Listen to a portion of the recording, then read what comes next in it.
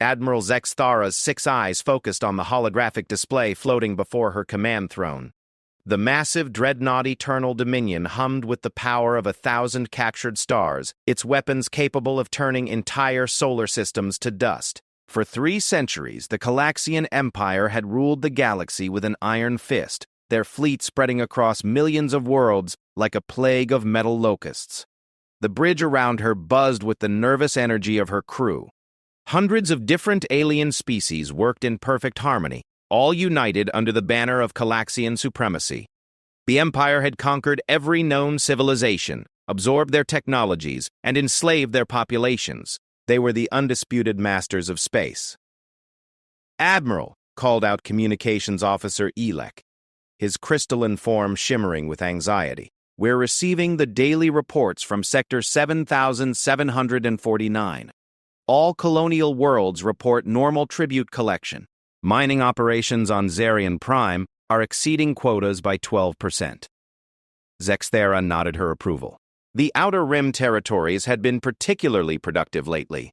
Their newest slave species, the furry Wolkins from the Andorian cluster, had proven excellent miners. Their small size and enhanced lung capacity made them perfect for extracting precious metals from dangerous asteroid fields. "What about the exploration fleets?" she asked, her mandibles clicking together in thought. "All accounted for, Admiral.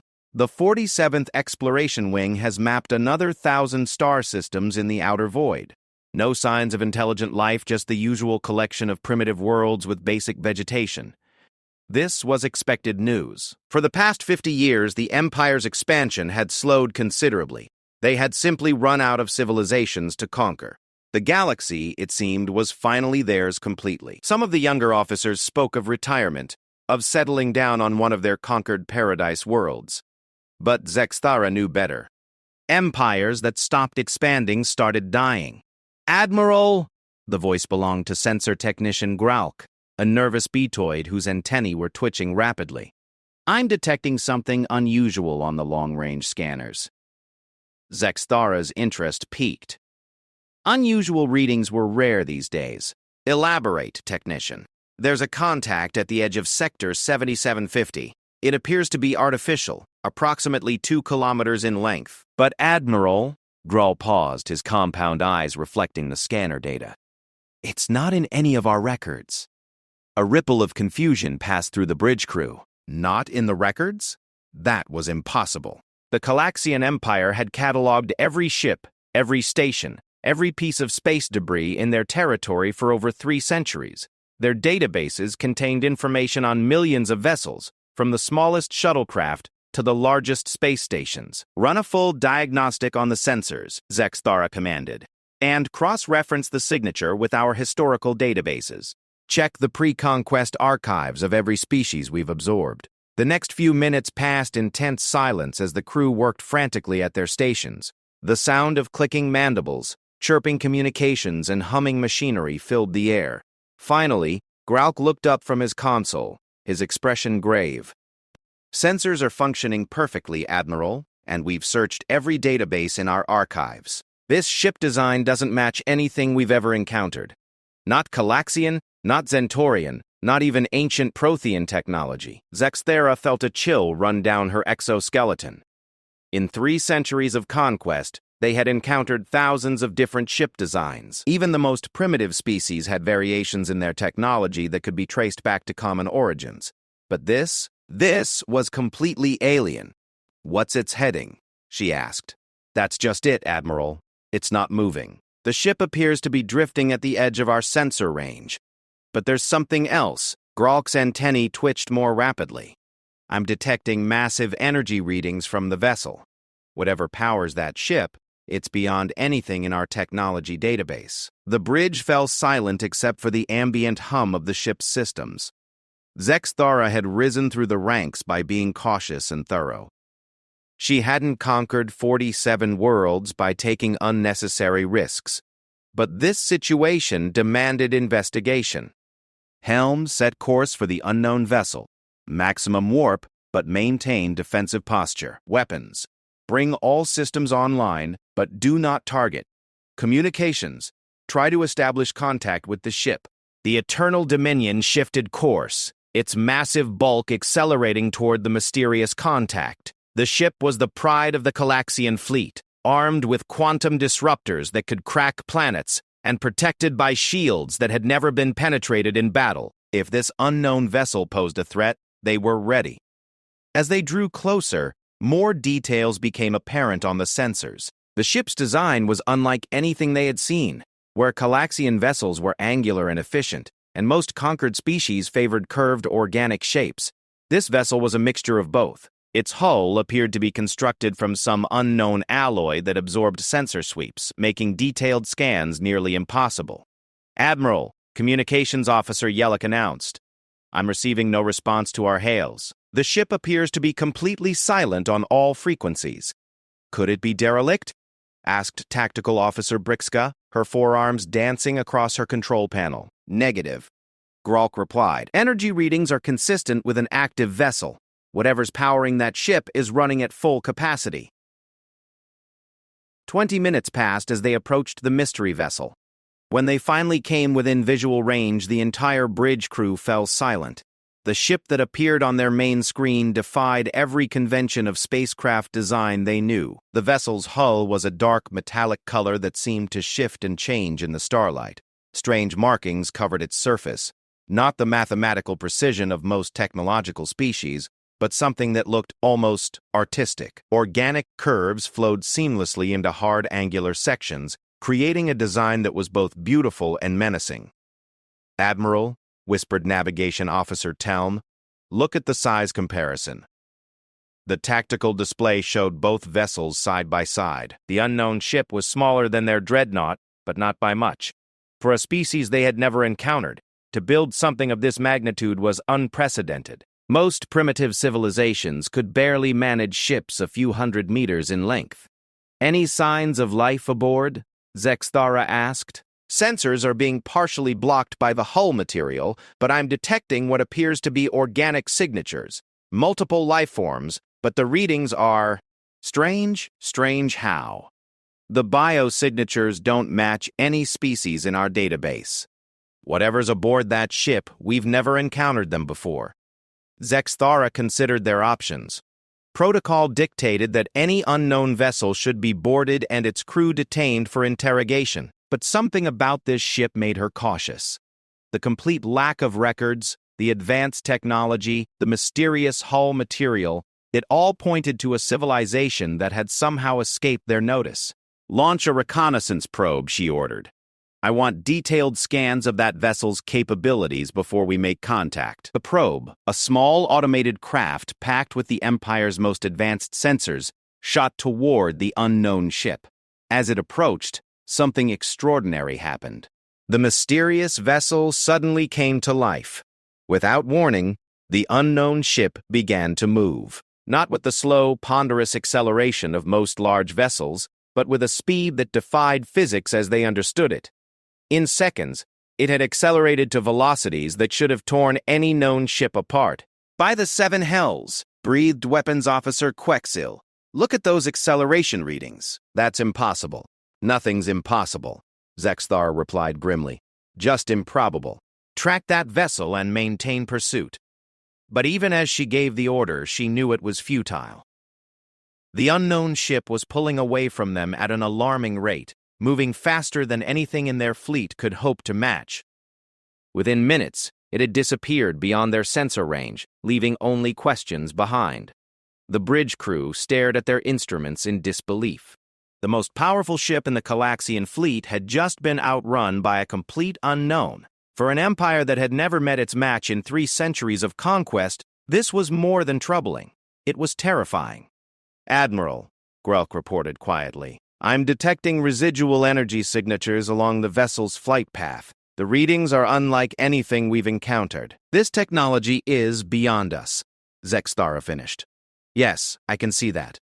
She sat back in her command throne, her mind racing. Somewhere in their galaxy, there was a species with technology that surpassed their own, a species that had managed to remain hidden from their vast intelligence networks, a species that could build ships faster than anything in their fleet. "Send an immediate priority message to High Command." she ordered. "Inform them that we may have encountered a previously unknown civilization with advanced technology.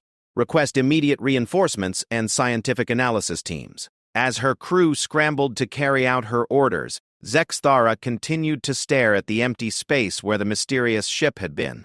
For the first time in her long career, she felt something she had almost forgotten: fear. The Galaxian Empire had built its power on the assumption that they were the most advanced civilization in the galaxy. Their technology was supreme, their military unmatched, their intelligence gathering second to none. But the unknown vessel had shattered all of those assumptions in a matter of minutes.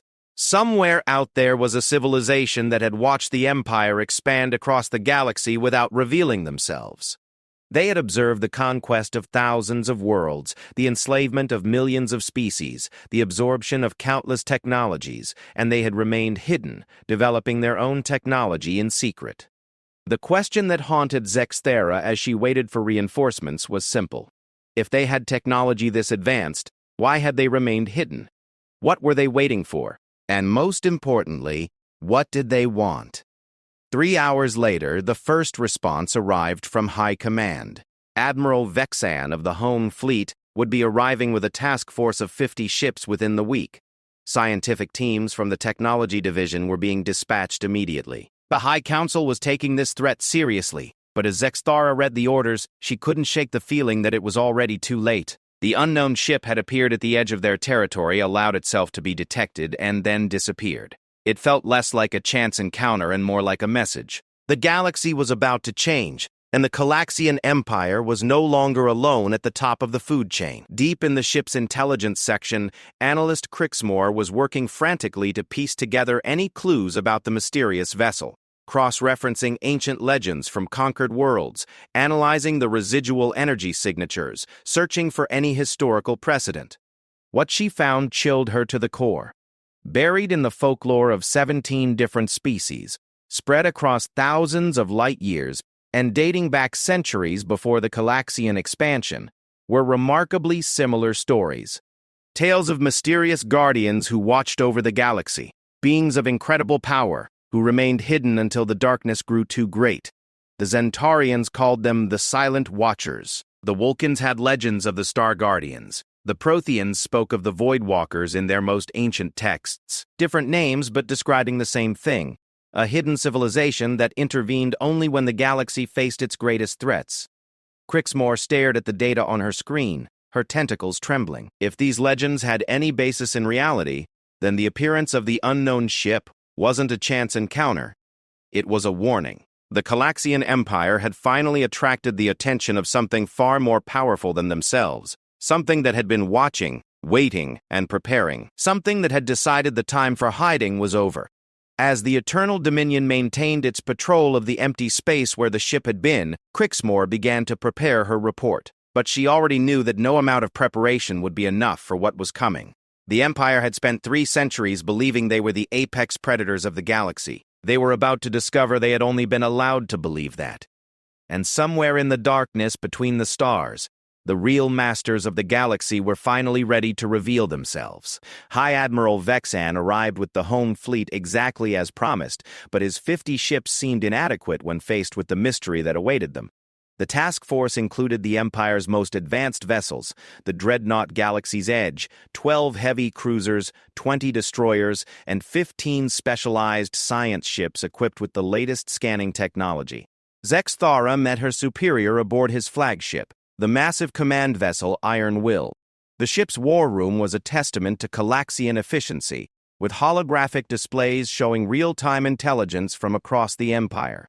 Maps of conquered territories covered the walls, each colored pin representing another world under their control.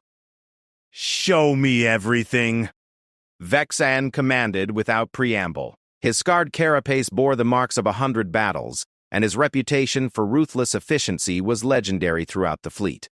Zexthara activated the central hologram, displaying the sensor readings from their encounter. The mysterious ship materialized in 3 dimensions, its alien design rotating slowly as technical data scrolled past. "No match in any database," she reported. "Hull composition unknown. Propulsion system beyond our understanding. and acceleration capabilities that violate our current understanding of physics. Vexan studied the data with the intensity of a predator examining its prey. Energy output? Massive. Our estimates suggest their power generation exceeds our largest fusion reactors by a factor of 10, possibly more. The silence that followed was broken only by the ambient hum of the ship's systems. Finally, Vexan spoke. Have the science teams found anything? Dr. Zeleth has some theories, but nothing concrete. The residual energy signatures suggest technology based on principles we don't recognize. Vexan's mandibles clicked in frustration. 3 centuries of conquest, and we encounter something completely unknown. What does our historical analysis tell us? Zexthara hesitated. The information analyst Crixmore had uncovered was disturbing, but it was based on legends and folklore rather than hard data. Sir, we found references in the mythology of multiple conquered species. Stories about hidden guardians, watchers who protect the galaxy from threats. Mythology, Vexan scoffed. We're dealing with an advanced civilization, not fairy tales, but the consistency across different species, separated by vast distances and time periods, is noteworthy. Before Vexan could respond, the ship's alert system began blaring. Communications Officer Drecken's voice echoed through the war room. High Admiral, we have multiple contacts dropping out of hyperspace. Unknown vessels, sir. Dozens of them. Vexan and Zexthara rushed to the bridge, arriving to find organized chaos. The main display showed space around them, filling with ships of the same design as the original mystery vessel.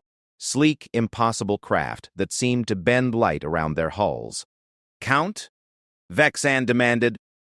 47 vessels detected so far, sir. They're surrounding our task force in a perfect sphere formation. The precision of the maneuver was breathtaking. Each unknown ship had emerged from hyperspace at exactly the right position to form a 3-dimensional cage around the Calaxian fleet. No communication had been detected between the vessels, yet their coordination was flawless. Are they targeting us? No, sir. All weapons appear to be powered down. They're just watching. For 10 minutes, both fleets remained motionless. The Calaxians maintained battle stations while the unknown vessels held their positions with mechanical precision. Finally, a communication arrived on an open frequency. The voice that spoke was unlike anything they had heard before. It carried harmonic undertones that suggested vocal cords far more complex than any known species. The language was perfect galactic standard, spoken with an accent that was somehow both ancient and timeless. Calaxian vessels, you are commanded to withdraw from this region immediately. This space is now under protection. Vexan's response was immediate. Unknown vessels, you are trespassing in sovereign Calaxian territory. Identify yourselves and prepare to be boarded for inspection. Silence stretched for several seconds before the voice returned, and this time there was something that might have been amusement in its tone. Admiral, you misunderstand your position. We are not trespassing. We have been here far longer than your empire has existed. We are simply no longer hiding. The implications of that statement hit the bridge crew like a physical blow. Longer than the empire had existed, that was impossible. The Calaxian Empire had explored and mapped this region of space 2 centuries ago. Impossible, Vexan declared. Our records show no signs of civilization in this sector. Your records show what we wished them to show. For 300 years, we have watched your expansion across the galaxy. We have observed your methods of conquest, your treatment of subjugated species, your philosophy of governance. The pause that followed carried ominous weight. We have found it lacking. Vexan's patience finally snapped. You dare judge the Calaxian Empire? We have brought order to chaos, united thousands of worlds under a single banner. We have ended wars, established peace, and created the greatest civilization the galaxy has ever known. You have created the greatest tyranny the galaxy has ever known. The voice replied without emotion. You speak of peace, but it is the peace of the grave. You speak of order, but it is the order of the prison. For 3 centuries, the galaxy has suffered under your rule. Dr. Zeleth, the lead scientist of the task force, suddenly appeared on the bridge. Her usual composure was shattered, replaced by excitement and terror in equal measure.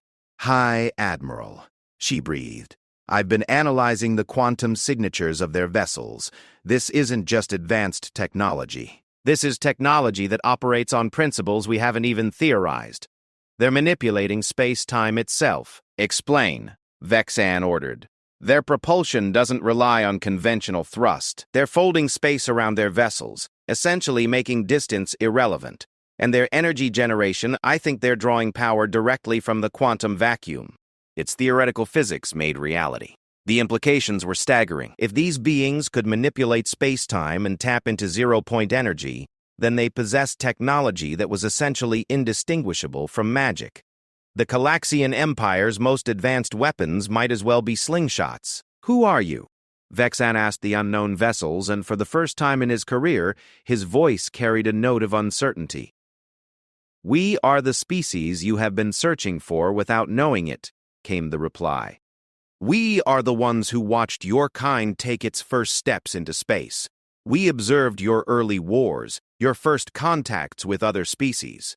We hoped you would learn, would grow beyond your primitive aggression."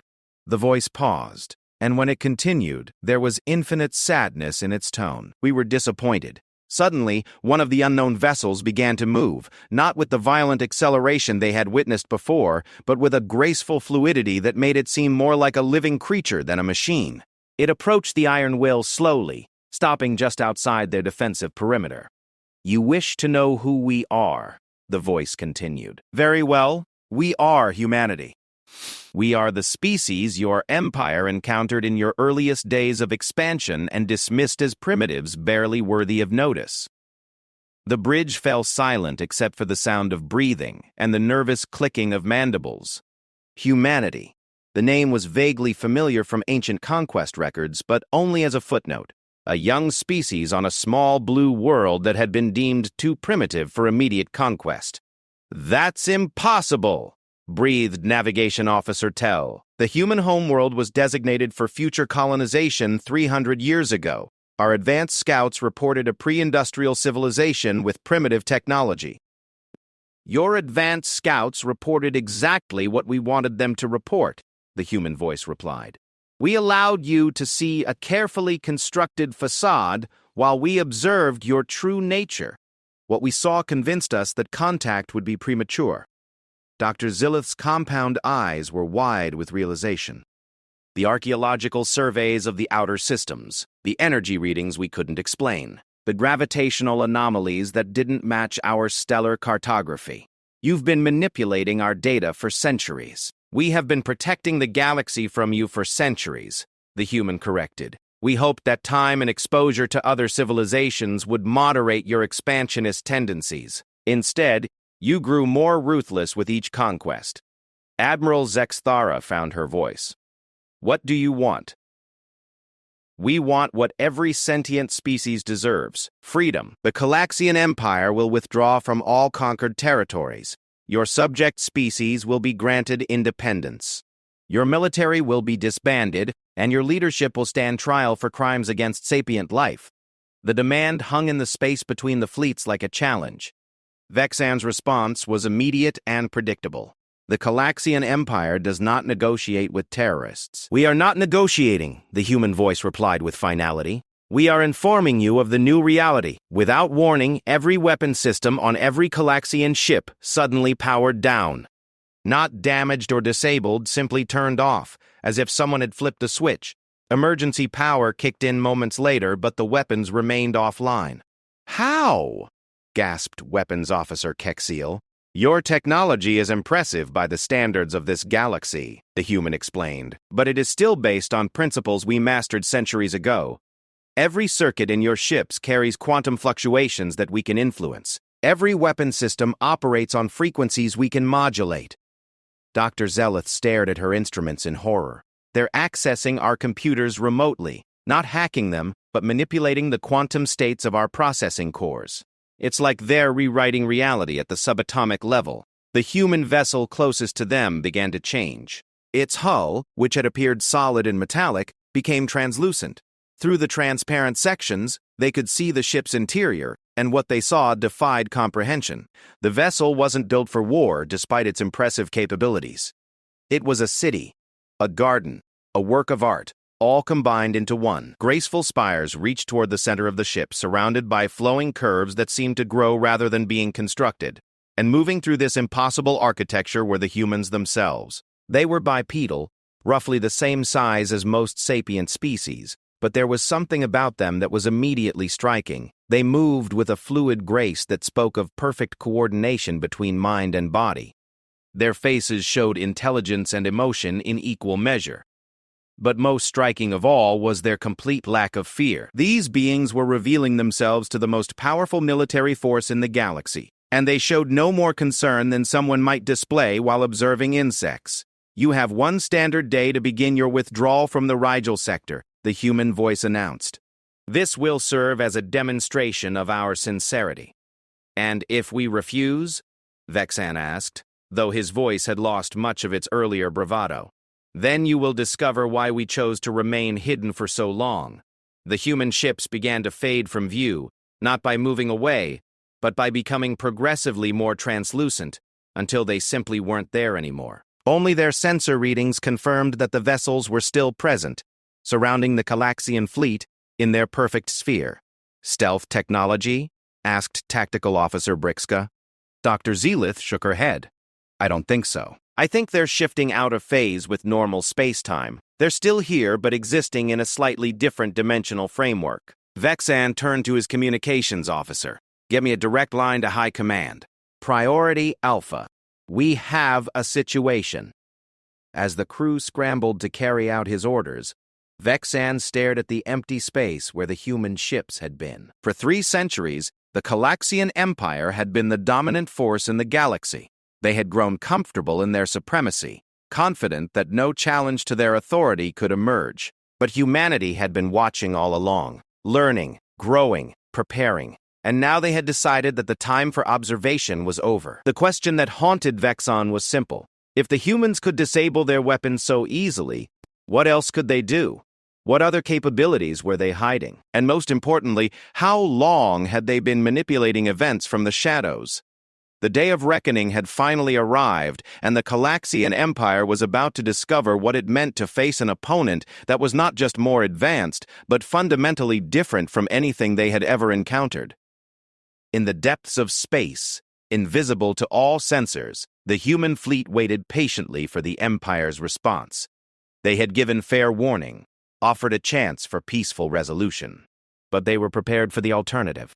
After 300 years of watching injustice spread across the galaxy, humanity was finally ready to act. The emergency session of the Calaxian High Council convened within hours of Vexan's report reaching the capital world of Calax Prime. The massive council chamber, carved from a single crystal formation deep beneath the planet's surface, had witnessed 3 centuries of imperial expansion. Today, for the first time in living memory, its occupants faced the possibility of retreat. Supreme Overlord Crex Vanus dominated the chamber from his elevated throne, his ancient form bearing scars from the Empire's founding wars. Around him sat the 12 High Counselors, each representing a different aspect of imperial power. Military, intelligence, economics, technology, and the various conquered species that had earned representation through exceptional service. "Impossible," growled General Faxlore, his massive bulk straining the reinforced chair designed to accommodate his species' heavy bone structure. "One small fleet cannot dictate terms to the entire empire. I say we mobilize the home fleets and show these humans what true power looks like." Counselor Yindar, the intelligence chief, shook her delicate head. Her species had evolved from hive insects, and her ability to process multiple information streams simultaneously made her invaluable for strategic analysis.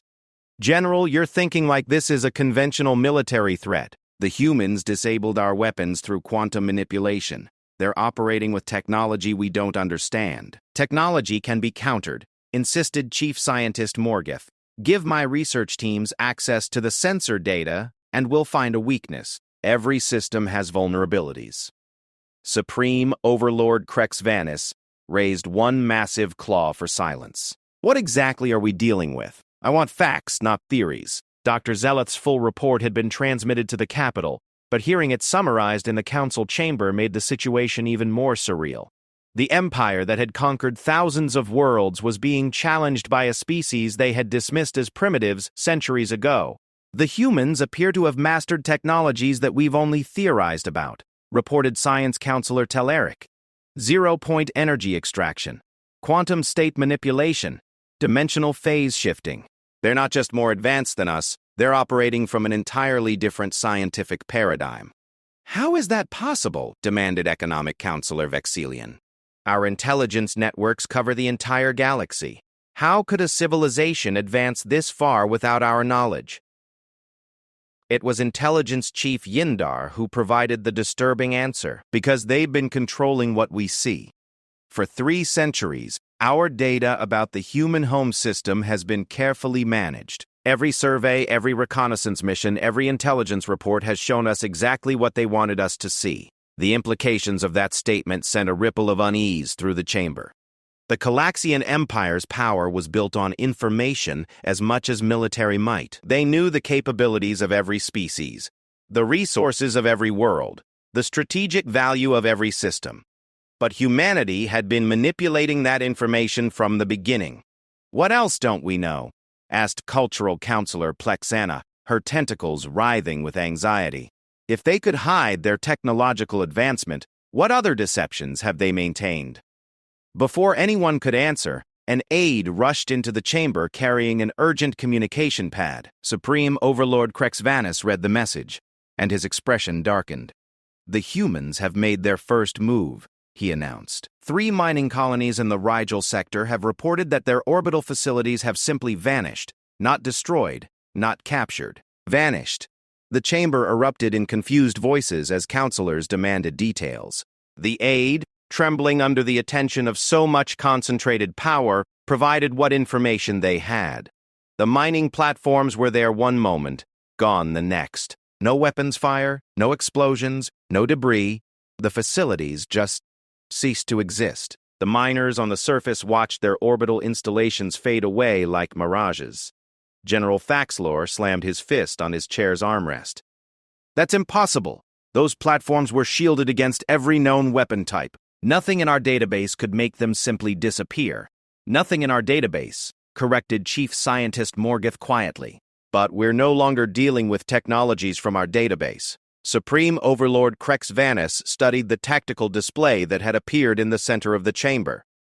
The 3 missing mining platforms had been worth billions of credits and employed over 50,000 workers. Their loss represented more than an economic setback. It demonstrated a level of power that defied comprehension. Casualties? He asked. None, sir. The humans transported every worker to the planet's surface before the platforms vanished. They're all unharmed, just confused. This detail sparked a new round of discussion. Enemy forces that could eliminate military targets while preserving civilian lives suggested either remarkable precision or completely different objectives than any opponent they had faced. They could have killed 50,000 people without effort, mused Counselor Yindar. Instead, they saved them. This isn't about conquest or resources. This is about sending a message. What message? Demanded General Thaxlor. That they could have destroyed those platforms with everyone aboard, but chose not to. They're showing restraint while demonstrating power. The strategic implications were staggering. If humanity could make entire installations disappear at will, then no Calaxian facility was safe. Their mining operations, their military bases, their orbital cities, all of it could vanish without warning. How many humans are there? Asked Economic Counselor Vexilian, voicing the question that had begun to haunt everyone present. The aide consulted his datapad. Unknown, sir. Our historical records indicate a single homeworld with a pre-industrial population. But given their demonstrated capabilities, our historical records are worthless, interrupted Intelligence Chief Yindar. We have no idea what the actual human population might be. They could number in the millions, billions, or more. Supreme Overlord Crexvanus made his decision. Mobilize the 1st, 2nd, and 3rd home fleets. I want 2,000 ships converging on human space within the week. Ask, sir. Ventured Counselor Teleric, perhaps we should consider negotiations. If their technology is this advanced, Direct military confrontation might be inadvisable. The Supreme Overlord's glare could have melted steel. The Galaxian Empire does not negotiate with subordinate species. We will discover the extent of their capabilities and develop appropriate countermeasures. But even as he spoke those words, Crex Vanis felt a chill of uncertainty. For 3 centuries, overwhelming force had been the answer to every challenge. Superior numbers, superior technology, and superior strategic position had crushed every opponent. But humanity seemed to operate outside those traditional parameters. The council session continued for 6 more hours, as various departments reported their findings and recommendations. The picture that emerged was deeply troubling. Human manipulation of Galaxian data had been far more extensive than anyone had realized. Dr. Helixana from the Imperial Archives had discovered subtle inconsistencies in historical records dating back to the Empire's earliest expansion. Navigation charts that didn't quite match survey data. Resource assessments that contained minor but persistent errors. Communication logs with timestamp irregularities that had never been noticed. "It's as if they've been editing our history in real time," she reported. "Every time we encountered evidence of their true capabilities, it was somehow rationalized away or lost in bureaucratic confusion." The revelation that humanity had been manipulating imperial records for centuries raised terrifying questions about the extent of their infiltration. If they could alter data, what else might they be capable of? Meanwhile, in the depths of space, Admiral Vexen's task force maintained its position while invisible human vessels surrounded them. The psychological pressure of being watched by an unseen enemy was taking its toll on the crew. Sensor operators jumped at every anomaly. Weapons crews maintained constant readiness for threats they couldn't detect, and officers found themselves questioning every reading on their instruments. Captain Sarah Chen observed the Galaxian fleet from the bridge of the human vessel Harmony. Unlike the sterile efficiency of alien warships, her bridge was designed for comfort and collaboration. Holographic displays provided information without overwhelming the senses, and the artificial intelligence that helped coordinate fleet operations had a personality warm enough to be considered a crew member. "Analysis, Aria?" she asked the ship's AI. "The Galaxian response is proceeding as predicted," replied the artificial intelligence in a voice that carried subtle emotional undertones. "Their leadership is mobilizing military assets while attempting to develop countermeasures to our technology. Any sign that they're considering the peaceful option? Their cultural matrix doesn't include frameworks for accepting subordinate status. They will likely choose military confrontation over negotiated withdrawal." Captain Chen nodded sadly. Humanity had hoped that the demonstration of superior technology would be enough to convince the Galaxians to reconsider their expansionist policies. But 3 centuries of absolute power had made them incapable of recognizing when they were outmatched. "What about their subject species?" she asked. "We're detecting increased communication between conquered worlds. News of our ultimatum is spreading faster than their government can contain it. Many subject species are beginning to organize resistance movements. The galaxy was full of civilizations that had been conquered by Galaxian force, their cultures suppressed and their populations enslaved. The promise of freedom would inevitably inspire rebellion, but such uprisings would be brutally crushed unless humanity acted quickly. Time frame for the fleet mobilization? Approximately 4 more days until their main force arrives. 2,000 vessels, including some of their most advanced dreadnoughts. Captain Chen considered the tactical situation. 2,000 ships represented the largest military force ever assembled in galactic history. Under normal circumstances, such a fleet would be utterly unstoppable. But these were not normal circumstances. AREA, initiate Phase 2 of the Liberation Protocol. Acknowledged, Captain, transmitting coordinates to all fleet elements. Across human space, invisible vessels began moving toward their assigned targets. Not toward military confrontation, but toward something far more devastating to an empire built on oppression: the liberation of conscience. On 17 different worlds, human agents who had been living in deep cover for decades began activating sleeper networks among the conquered populations. These weren't military cells, but groups of educators, philosophers, and cultural preservationists who had been quietly maintaining the intellectual traditions of their people. The message they carried was simple but powerful. Freedom was possible, and help was coming. On Zentoria Prime, former Professor Veltash received a quantum-encrypted communication that contained detailed plans for non-violent resistance. After 30 years of being forced to teach Calaxian history, instead of her people's traditions, she would finally be able to tell her students the truth about their heritage. On Vulcan 7, mining supervisor Grixtel discovered that the maintenance updates he had been installing in the automated systems actually contained hidden subroutines that would shut down the mining operations at a predetermined signal. The planet's forced labor camps would suddenly find themselves without the technology that kept their populations enslaved. On Prothean Beta, cultural archivist Nexima opened a secret vault that had been sealed for 2 centuries. Inside were the original texts of her civilization's philosophical works, preserved in quantum storage and ready to be distributed to a population that had forgotten they had ever been free. Across the galaxy, the systematic infrastructure of oppression that the Calaxian Empire had spent 3 centuries building was being quietly dismantled by the very people it had been designed to control. But the Empire remained unaware of this growing revolution. Their attention was focused on the military threat they understood, while the real danger spread like a virus through their communication networks. In the council chamber on Calyx Prime, Supreme Overlord Crexvanus reviewed the final preparations for what he believed would be the definitive confrontation with humanity. 2,000 ships, armed with the most powerful weapons in the Imperial arsenal, would show these upstart humans the price of challenging Calaxian authority. He had no idea that the war had already begun, and that the first casualties were the lies his empire had told itself about the nature of its power. The humans had spent 3 centuries learning patience. Now they were about to teach the galaxy the difference between conquest and liberation.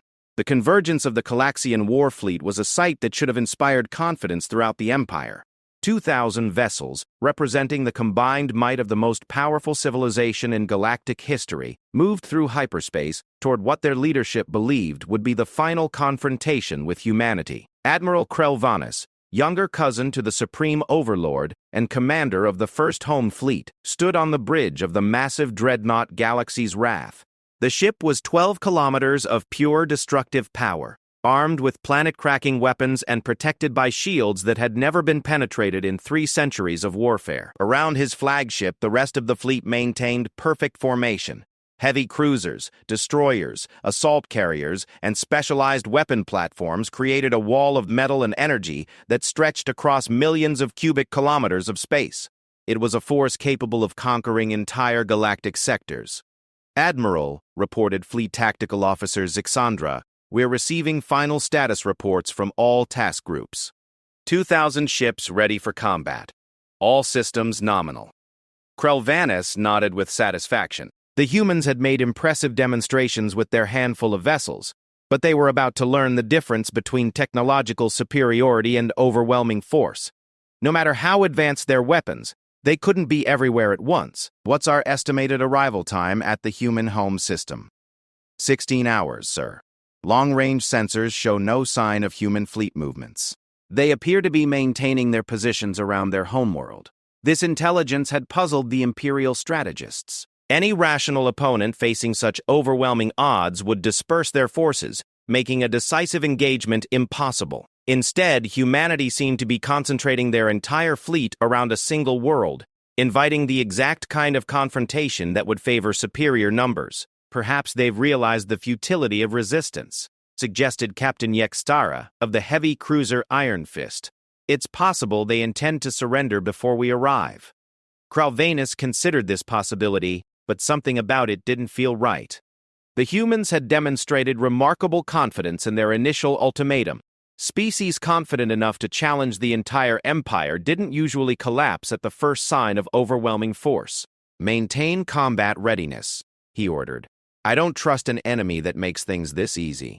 His caution proved prescient. 12 hours into their journey, the fleet's communications system suddenly activated without authorization. Every screen throughout the massive armada displayed the same image, a human face, weathered but kind, speaking in perfect galactic standard. "People of the Calaxian Empire," the figure began. "My name is Marcus Thompson, and I speak for the United Earth Alliance. We address not your leaders, who have ignored our peaceful overtures, but the billions of sentient beings who live under their rule." Krelvanus roared for his communications officers to cut the transmission, but their systems refused to respond.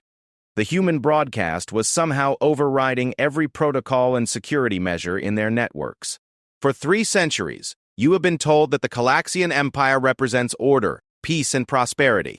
You have been told that the conquered species are grateful for imperial rule, that resistance is the work of terrorists and malcontents, that the Empire's expansion brings civilization to primitive worlds. The humans' expression became infinitely sad. These are lies.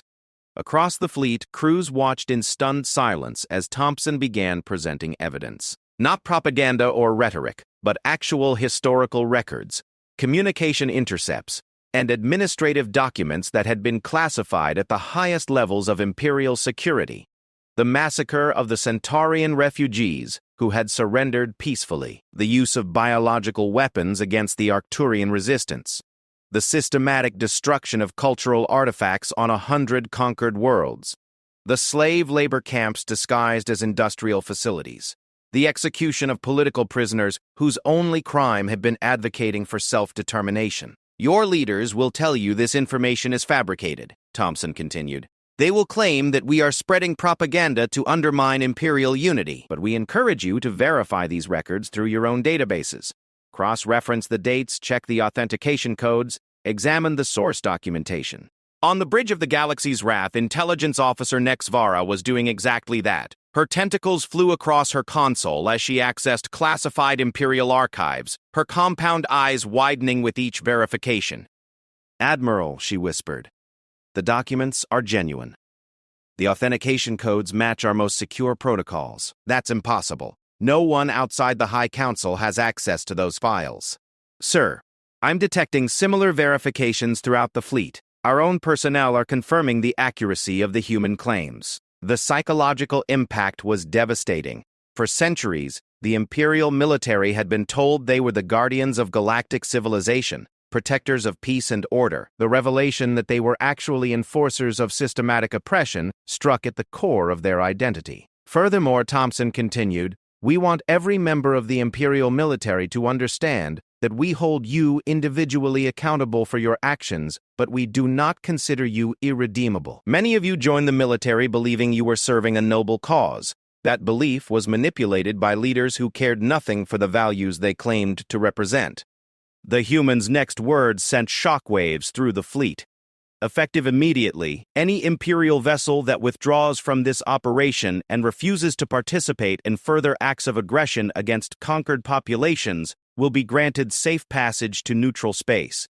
Any crew member who surrenders their weapons and agrees to assist in the peaceful transition of power will be guaranteed amnesty for past actions. We will not forget the crimes that have been committed, but we believe in the possibility of redemption. The choice is yours. The transmission ended, leaving the fleet in chaos. On dozens of ships, crew members began demanding explanations from their officers. Some vessels reported mutinies as personnel refused orders to continue the mission.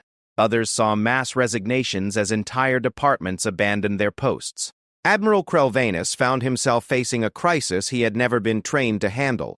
Military doctrine covered enemy attacks, system failures, and tactical challenges. But no Imperial strategist had ever planned for the enemy convincing his own troops that they were fighting for the wrong cause. "Admiral," reported Captain Hextala from the destroyer Vengeance, "I'm seeing massive desertion rates across the fleet. 17 ships have broken formation and are heading for neutral space. Order them to return to formation immediately." "Sir, they're not responding to our communications." "And Admiral, I'm receiving similar reports from over half the remaining vessels." Before Krelvanus could respond, another crisis emerged. Long-range sensors detected massive energy signatures throughout Imperial space, not attacks on military targets, but something far more devastating to an empire built on oppression. The humans were liberating the slave worlds. On Zentoria Prime, the massive industrial complexes that had processed the planet's population like raw materials simply stopped working. Not damaged or destroyed, but transformed. The assembly lines that had produced weapons for the Imperial fleet began manufacturing medical equipment and educational materials. The communication networks that had broadcast imperial propaganda started transmitting the lost literature and music of the Zentaurian people. The change happened so smoothly that many workers didn't immediately realize what was occurring. They arrived for their shifts to find their quotas replaced with suggestions, their supervisors replaced with coordinators elected by their peers, and their prison-like barracks replaced with actual homes. Similar transformations were occurring across hundreds of worlds. The infrastructure of oppression that had taken centuries to build was being systematically converted into systems of liberation, and it was happening so quickly that the imperial government couldn't coordinate any response. "How are they doing this?" demanded Kralvanis, watching the reports flood in from across the galaxy. It was Dr. Zelith, monitoring the situation from her science vessel, who provided the answer. "Admiral, they're not just technologically advanced. They've been planning this operation for centuries. Every imperial installation, every communication network, every administrative system has been quietly infiltrated and prepared for this moment." The scope of human preparation was staggering. While the Calaxian Empire had been focused on military conquest and political control, humanity had been building an entirely different kind of network. Not one based on domination, but on liberation. "Sir," interrupted Communications Officer Drekhan, "I'm receiving a priority transmission from High Command. The Supreme Overlord is ordering the fleet to return to Calax Prime immediately. We haven't even engaged the enemy yet. Sir, according to the transmission, there is no longer an enemy to engage. The human fleet has departed their home system. Current whereabouts unknown." Kralvanis stared at the tactical display in disbelief. Humanity had somehow convinced half his fleet to desert, triggered galaxy-wide rebellions, and then simply vanished. It was a strategy completely outside Imperial military doctrine. Where did they go? The answer came from an unexpected source. Captain Sarah Chen's voice filled the bridge, speaking from an invisible ship that could have been anywhere around them. "Admiral Kralvanis, we are currently surrounding your fleet. Just as we surrounded Admiral Vexan's task force, we have been observing your approach. But unlike your colleague, you now have the opportunity to make a choice." The invisible presence of enemy ships sent a chill through the bridge crew. They had thought themselves the hunters, only to discover they were being stalked by predators they couldn't even see. "You can continue toward our home system, where you will find nothing but empty space," Chen continued. "Or you can turn around and help us complete the liberation of your empire's subject species. The choice is yours, but choose quickly. Every moment you delay prolongs the suffering of billions of innocent people." "And if we choose to fight?" Kralvanis asked, though his voice lacked conviction. "Then you will discover why we gave you the opportunity to surrender first." To demonstrate their point, one of the human vessels briefly became visible. It appeared directly in front of the galaxy's wrath, close enough that collision seemed imminent. But instead of impact, the human ship simply passed through the dreadnought like it was made of mist. The demonstration lasted only seconds, but its implications were clear. If humanity could make their ships incorporeal at will, then no Calaxian weapon could touch them. They weren't just more advanced. They were operating from an entirely different understanding of physical reality. "How?" whispered Dr. Whisper. "Zelith from her monitoring station." "Phase variance," Captain Chen explained helpfully. "We've learned to exist in multiple dimensional frequencies simultaneously. Your weapons are very impressive, but they're designed to affect matter that exists in the same phase state as your ships." Across the fleet, the reality of their situation began to sink in. They were not facing an enemy they could defeat through superior firepower or tactical brilliance. They were facing a species that had transcended the basic physical laws that governed conventional warfare. One by one, Imperial ships began withdrawing from the formation. Some headed for neutral space to await political asylum. Others changed course toward liberated worlds, offering their assistance in the transition process. A few stubborn vessels maintained course toward the empty human home system, but they represented less than 10% of the original fleet. Admiral Kralvanis found himself commanding a force that was dissolving around him. Within hours, the largest military formation in galactic history had become a scattered collection of confused and demoralized ships. "Admiral," reported Intelligence Officer Nexvara, "I'm receiving word from Calax Prime. The Supreme Overlord is calling for all available ships to return to the capital system for defense of the homeworld. Defense against what?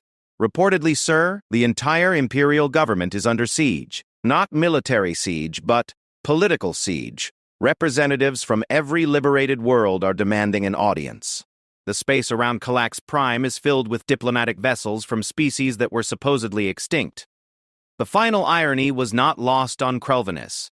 The Calaxian Empire, built on the principle that might makes right, was being destroyed not by superior military force, but by the very ideals it had tried to suppress.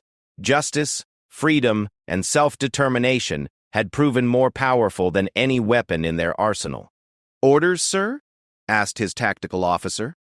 Krelvanus looked around his bridge at faces that reflected his own confusion and uncertainty. These officers had spent their entire careers believing they were serving a noble cause. The revelation that they had actually been instruments of oppression was devastating to their sense of identity. But perhaps, he thought, that was not entirely a bad thing. Perhaps it was time for all of them to discover who they really were when they weren't wearing the uniforms of an empire built on lies.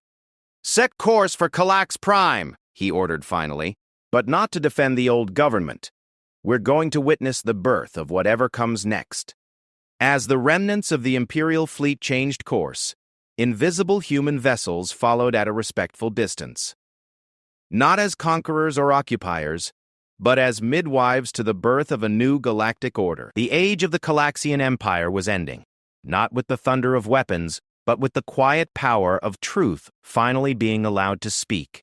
In the depths of space, Captain Chen watched the transformation with satisfaction. Humanity had learned many things during their centuries of hidden observation, but perhaps the most important lesson was that lasting peace could not be imposed through force. It could only grow from the soil of justice and mutual respect. The galaxy was about to discover what that kind of peace looked like. And for the first time in 300 years, the future was full of hope.